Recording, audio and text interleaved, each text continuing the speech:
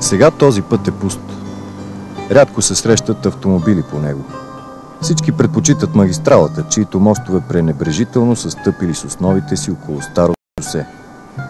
Но през 1971 година това беше основният път от София за Северна България. Затова на 30 юни по тези завои се е движила една позната на много българи Алфа Ромео Джулия с номер София Г 9999.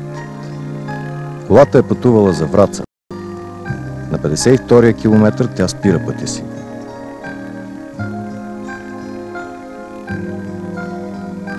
Загиват двама души, десетки човешки съдби са осакатени завинаги. Стотици хиляди живота никога няма да са същите.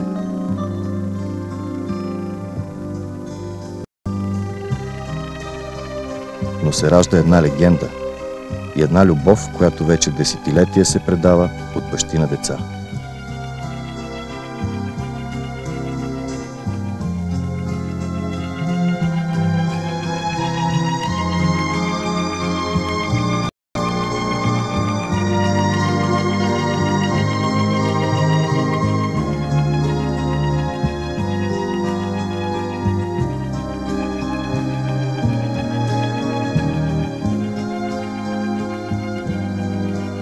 Хората отиват на мачове заради любимия отбор. Но има редки случаи във футболната история, когато публиката е готова да напълни стадиона, за да гледа един единствен играч. Това са онези гениални артисти, заради които футболът е наричан изкуство. Те не винаги са най-успелите като чисто спортни постижения. Те обаче притежават нещо далеч по-ценно – харизма. Те владеят сърцата на хората и благодарение на взаимна любов е възможно раждането на митове. Георги Аспарухов е един от малцината избранници на съдбата. Българският народ имаше нужда от този човек и той се появи като изпратен от самия Господ.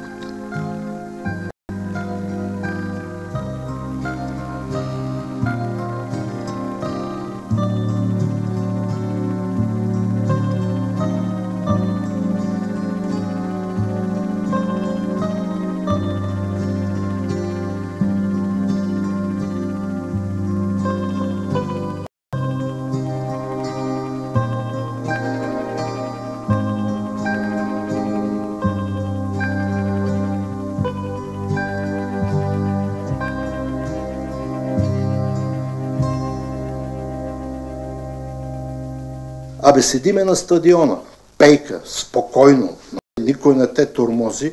На Гунди 3 добичета са му се покачили на гърба отгоре и го ритат, и го блъскат, и са му легнали на гърба. И топката отива към него. И сега всички ние седим и викаме, да, сега то трябва да подаде наляво към еди кой си и ще стане комбинацията. И изведнъж Гунди прави нещо, което въобще разбираш, че е гениално. 65-та година, върховата му година, която беше, той правеше фурори. Той просто, човек като го гледаше отстрани и ние се наслаждавахме, вътре сме в играта, но ни правеше кеф да го гледаш какво правеше на игрището. От тази поляна в Софийския квартал Реката започва пътя на Гунди, който ще го отведе в орбитата на легендите. Това е малкият футболен свят на едно мургаво хлапе, което след години ще накара големият футболен свят да онемее пред класата му. Това тук ни беше махленското игрище. Викахме му поляната. Поляна, но това са поляни размери 45 на 100 метра. И тук всеки ден играехме мачове. Това бяхме на махла от 4-5 улици, където в махлата бяхме към 20, над 20 момчета и 2 момичета само. Какви ни бяха заниманията? Единственото нещо, което ни оставаше, играехме на топчета, тук, и играехме футбол. Играли сме с парцалена топка. След това почнахме тук гумени топки, ама много редко. Един-двама имат гумена топка. Това гуминки за нас беше нещо абсолютно невъзможно. Боси. В калта изкарали сме по цял ден. Направихме един отбор, наричаше се Мълния. Купихме екип зелени фланелки, черни гъщета, долу от Подуйне пазарувахме от някакъв магазин. Бяхме много горди, че си имаме и екип. Като по-малко го слагахме на вратата.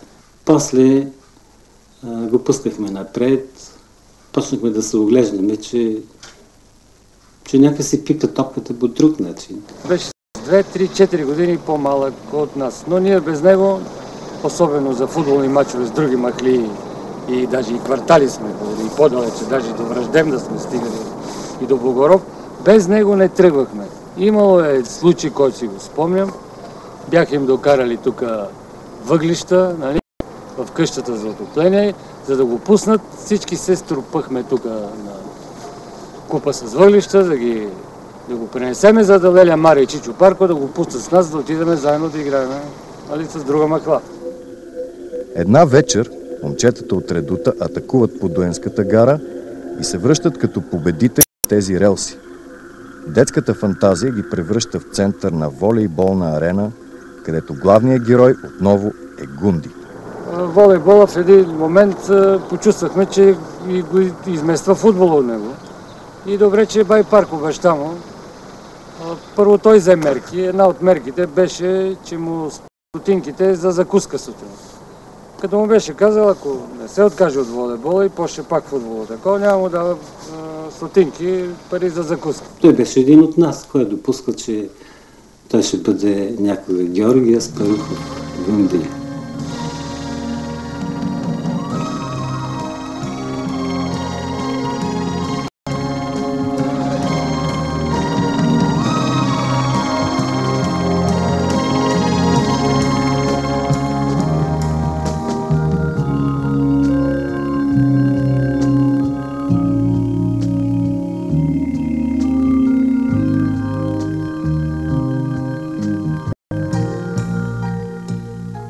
Той живява и преживява много тежки моменти в живота си.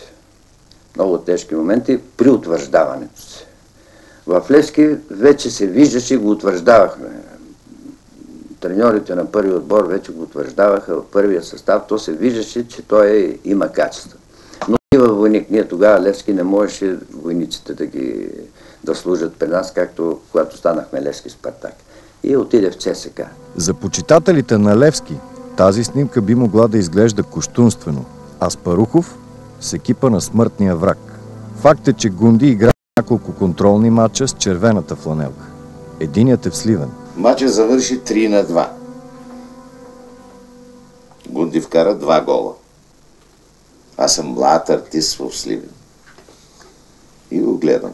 След седмица аз чета, че Крум Милев е решил, че Георги Аспарухов не е футболист за нивото на ЦДН. Пролета на 1961 година се откри стадион Ботев и есента на същата година Гунди пристигна от ЦСК при нас. Всичко си е съвсем същото почти, таблото, тук козирката, стадиона има малко подобрение, но общо взето дигите, всичко си е както беше по негово време.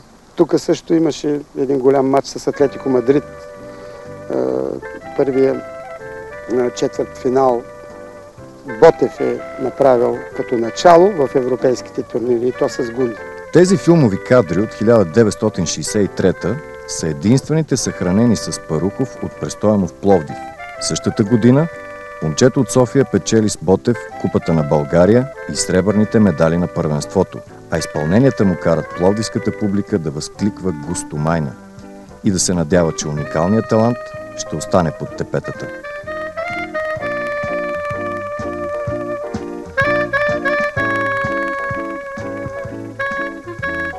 Аз не заминах с него. Не бях твърде малка още. Останах си в София, учих, чувахме се по телефона, пишех му писма, помня и до ден днешен адреса, Лейди Странгфорд номер 5. Много страдах. Не исках да излизам никъде, за да не изпусна евентуално телефонно обаждане. Гунди обаче пътува от Пловдив за София заради своята любов, но и заради мачовете на националния отбор. В тази среща с Португалия той вкарва 2 гола и обръща резултата в наша полза. 4 август 1963 година е дата, която никога няма да забравя. Това е нашия сватбен ден. Беше една страхотна жега в Пловдив. Сватбата беше събитието на града. В прочутия им дом на младоженеца беше се събрала една огромна тълпа от любопитни и една доста голяма група от плачещи госпожици, които съжаляваха, че са изпуснали този красив футболист. Бях помолила съотборниците на Георги да не викат горчиво, защото се срамувах от родителите си. И това си спомням от сватбения ден и чаках час по-скоро да свършат официалностите, за да мога да хвърля роклята и да си облека нещо ежедневно и някак си да се скриеме от хората. След това отидахме в един апартамент, който нямаше нищо. И имаше само 2 килима. И седнахме на килимите. И цялата веселба беше на земята на килима. Именно това, че сме започнали от една спалня и килим като чили, ни накара да цениме всичко в живота, което сме постигали сами. Женихме се прибързано, защото Георги реши да остане да играе в Ботев Пловдив. Някой му беше внушил, че старите играчи в Левски не го искат. Мисля, че това е било провокационно повече, защото тук го обичаха всички. Не вярвам, това предполагам, че е било провокация.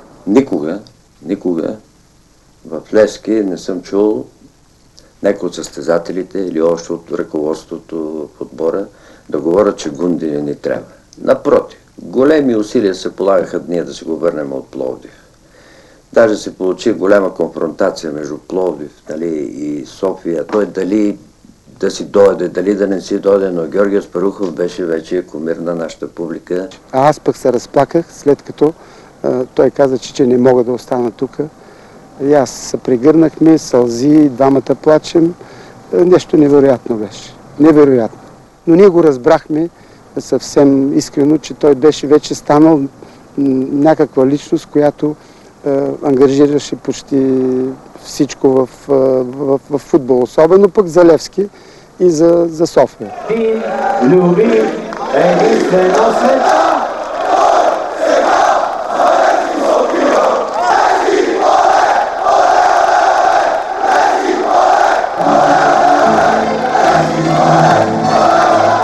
Следващите кадри са исторически. Първите, на които Аспарухов е с екипа на Левски.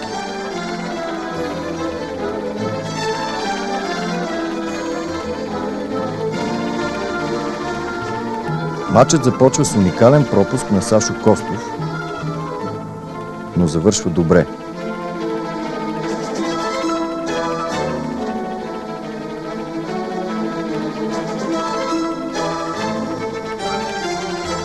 Първо самия Костов се реабилитира по ефектен начин,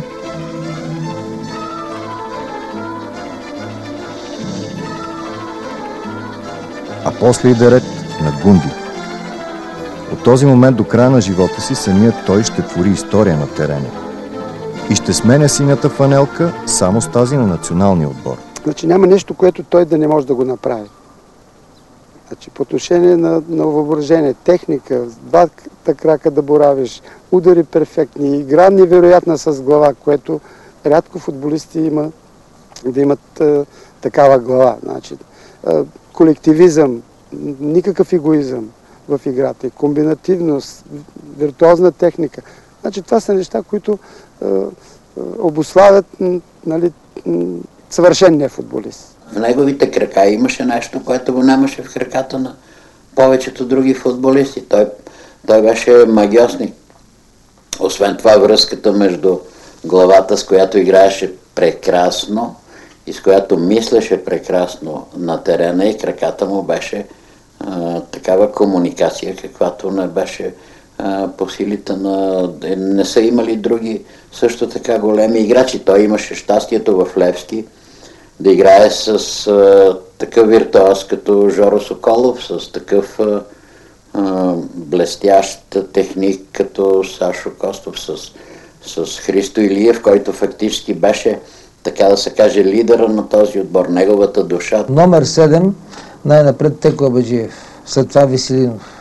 номер 8 Соколов, номер 9 Гунди, номер 10 Патрата и 11 Костов. И всеки имаше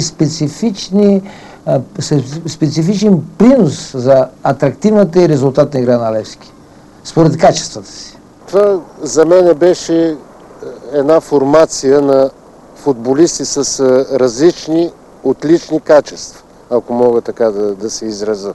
Нали, всеки имаше нещо, което другия го нямаше. И може би това помогна за сплотяването на една такава идеална петорка. Нито един не знаеше другия какво ще направи, а в следващия момент знаехме какво правиме и се получаваше нещо идеално.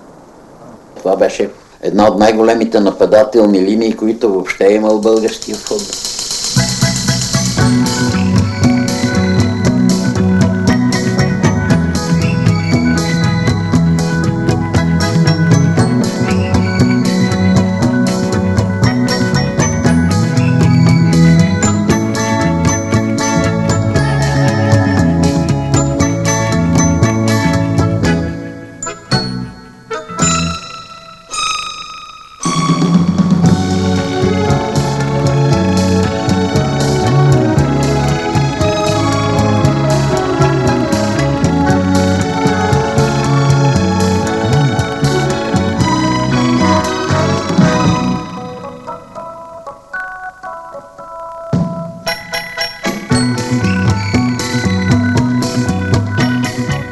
И така, лека по лека, Гунди взе да се отделя от нашия квартал, но само когато е на тренировки, иначе пак си беше тук. Невероятно момче. Имах чувството, че той най-добре си почиваше тук в махлата. След всеки матч той тук минаваше, на всяка цена се прибираше тук. И имаше една любима фраза, така като събереме. Най-ми е лесно, вика, изпит да си взема и гол да вкарам. Хич обичаше да учи. За него беше най-важно навънка, да е. Но пък много го обичаха момиченцата и много помагаха. Неговите съученички чакаха го преди училище да му напишат домашното, да му обяснат някои неща. Той разчиташе само на тях. Горе имаше една чешма и от тази чешма се заледяваше всичко надолу. Ние имахме, Гошко и имаше кънки, които беха заковани на дървени налъми. И ги обуваше. Това спомняш ли сега? Не си го спомняш. И тук отгоре, като затракаха кънките додолу, ама то само лед. Дедо Геро ни пращаше да му купим кариочки цигари. И ние му купуваме цигарите и сядаме долу на слови, нали, като деца, които искат да опитат. Падахме по цигара. Тогава си спомням дедо Геро, за тая доброта, за която става въпрос, нали, вместо да ни набият, вместо да ни се скарат, нали, дедо ми тогава само каза: ей, деца, пак сте пушили от моите цигари. Аз съм ходила много на мачове. С ученици, с приятели. Ние не сме изпускали матч. Много ходихме, бяхме много доволни. И той както играеше, както се развиваше, то беше направо радост. И същото време, когато го контузат, мъка, плач. Много ни е било тежко.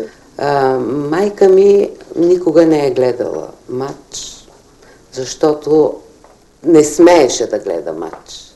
Просто страх беше, докато баща ми гледаше миличкия и дъх не му оставаше. Родителите на Георги бяха съвсем обикновени хора. Баща му беше шлосър, голям майстор.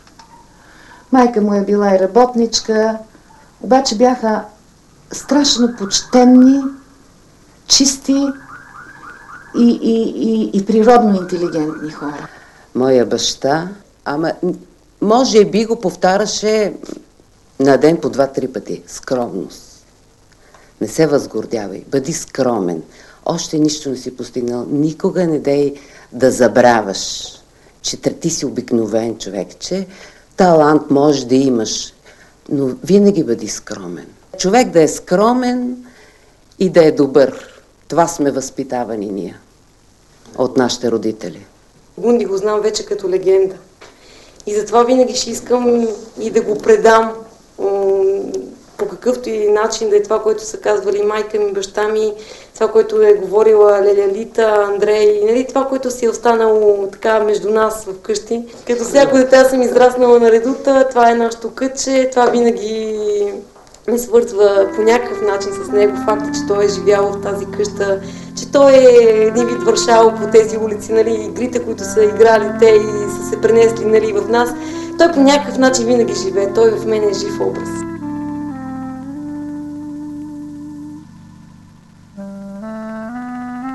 По време на панахида ние колко хора сме приютявали тук. Идват от провинцията и минават през нашата къща и ние разбираме, че са от провинцията и няма къде да спят. И сме ги канили тук да спят. Ма години наред. И идваха и носеха. От Пловдив, от Варна, каси с грозде, с домати. Тези хора после показваха тази любов, която са получили от него. Просто съм се очудвала как може един човек да обикне един футболист до такава степен, че след години да идва тук и да показва тази любов.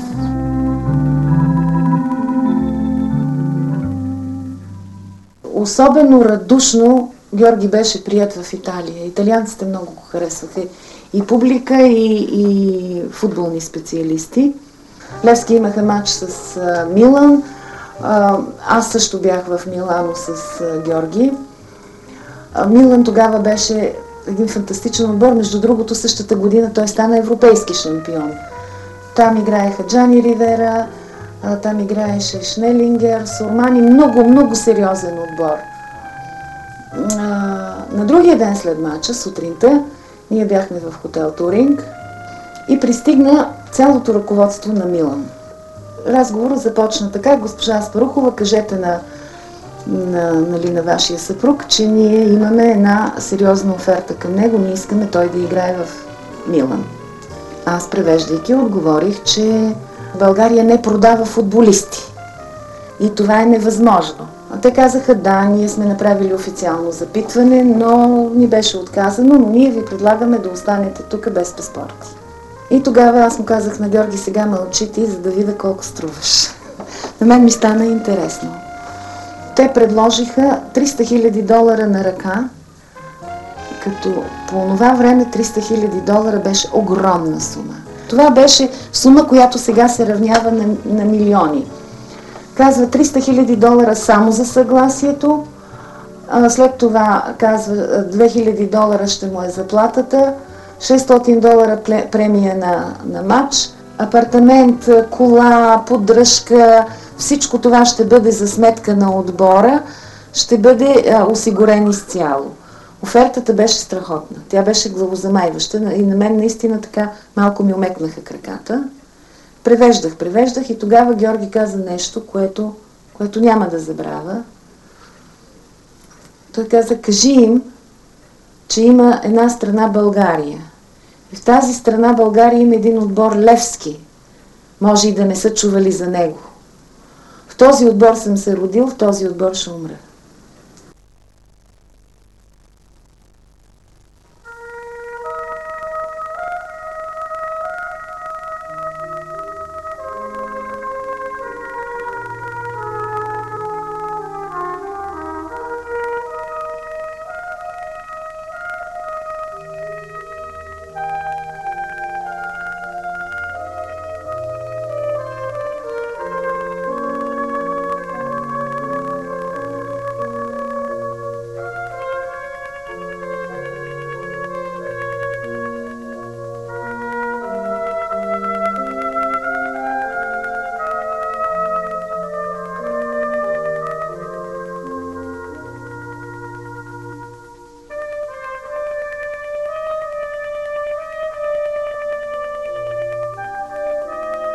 А това е екипа от последния му матч.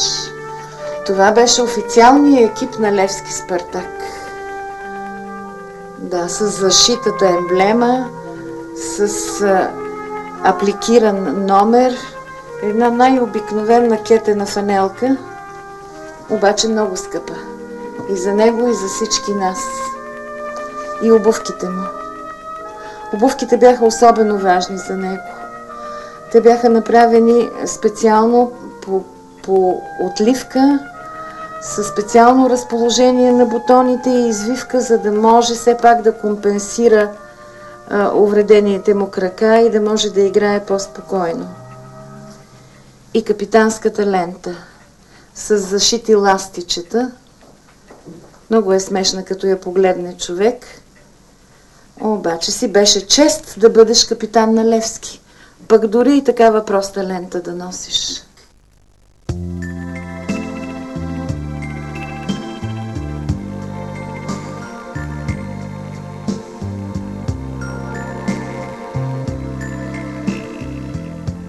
Георги беше хубавец, ама много хубав.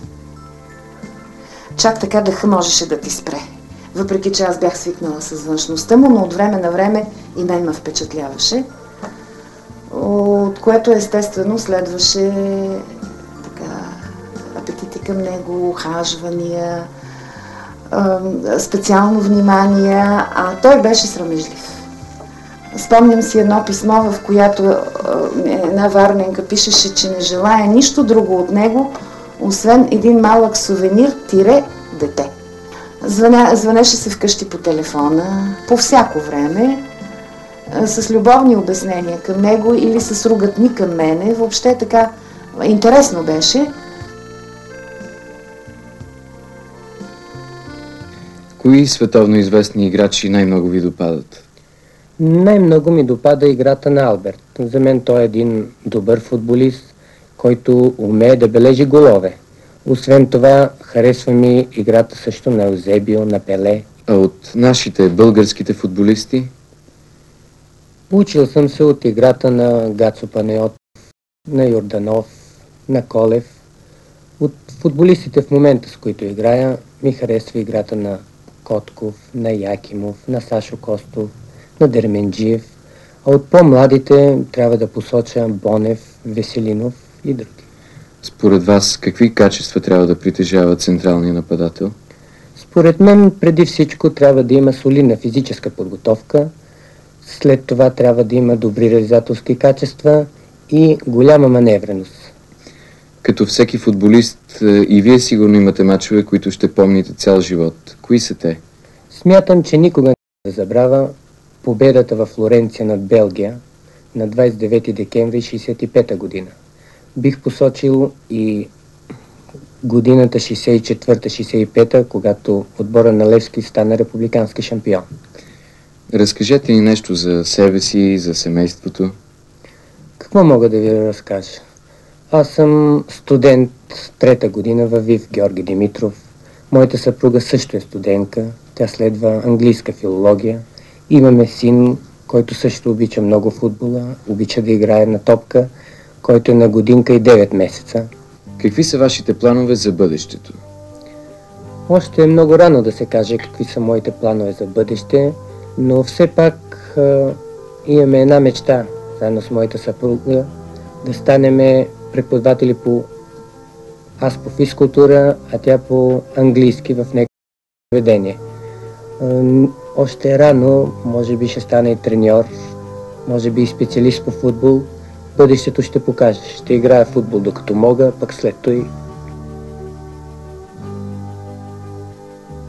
Георги беше най-щастливия и най-добрия баща.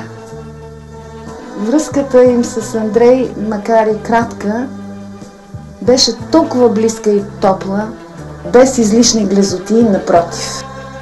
Георги го влачеше навсякъде със себе си, на тренировки, а дори на лагер школи го е вземал със себе си. Когато бях малък, аз много често идвах тук с баща ми, тренираха и преди това игрище, тук на същото място имаше кортово игрище. Много ми е мило, много ми е приятно тук. Това е едно место, където човек като дойде му се връщат всички спомени. Герена си е, не знам, не искам да се разбира като клубно пристрастие, въпреки че може и така да се разбере, но Герена си е едно от местата, които са светлини за българския футбол, не само за Левски. Ако става въпрос за история на футбол в България, това е, на история започва от тук. Помня, че вкъщи, когато той беше контузен, аз му бях спаринг партньора. Хвърлях му топката, играхме си с главички и сега разбирам, че тогава съм го раздвижвал. Когато идваше масажист да му помага с контузиите и аз лягах да правя масажи до него, защото не може той да прави нещо, аз да не го правя. От баща ми помня повече силуети. Пресилено ще ако кажа, че помня лични контакти, разговори и такива неща. Все пак аз бях на 5 години и половина, когато се случи всичко това. Помня повече един човек до мене, без лице толкова, така да се каже, с който сме се разхождали, с който ходихме на море, навсякъде.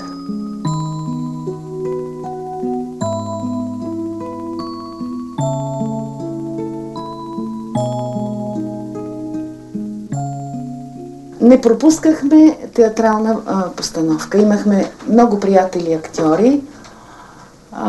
В Младежкия театър се е случвало, понеже Георги закъснява примерно от тренировка, да не почне представлението преди да сме седнали ние. Любима музика му беше италианската музика и Том Джонс. Имаше афинитет към изкуството. Страшно много му се искаше да може да свири на пиано. Обичаше криминалета. На всеки лагер или на заминаване с националния отбор си носеше си книги. Обичаше и български филми. Той имаше и предложение да се снима. В 2 филма имаше предложение. Едното предложение беше за Черните ангели. Имаше и снимки, пробни снимки, които са му правени, но му забраниха. Въло Радев, когато избираше актьор за дадена роля, понякога поглеждаше извън театрите. В случая се търсеше за Черните ангели главният герой Пантер, който трябваше да бъде едно силно мъжко момче. И в един момент той се сети за Георги Аспарухов Гунди и така Гунди попадна в киноцентъра, което беше изключително събитие. Дойде. И на много приятно момче с деликатно присъствие, в същото време с много сила в себе си, физическа и като дух, елегантен, интелигентен. Често, когато хората са докоснати от слава, това им личи. При него това го нямаше. Той я носеше много деликатно просто. И от това ставаше още по-симпатичен на всички. Да. Ти откъде бъде, че не те усетих? Такава ми е работата, дядо Кръстане. Чисто ли? Като пометено. Давай тогава. Чакай. До сухото дере ще караме по Царския. После ще свием надясно по Баира и докато пропеят първи петли, сме на лойство. Нали знаеш, от 3 години не ходя по час? Знам, ама ме не гледай, бе. Я напред с турбичката, а вие в шумата. Отнапли, биш моя майката. Тръгвай. Айде. Гунди си остава артист само на футболния терен. Но и без да се впусне до край във филмовото приключение, кинолентата играе важна роля в живота му. Тогава няма видео. И всичко, което можем да видим сега от неговите изпълнения, дължим на фотографите и кинооператорите.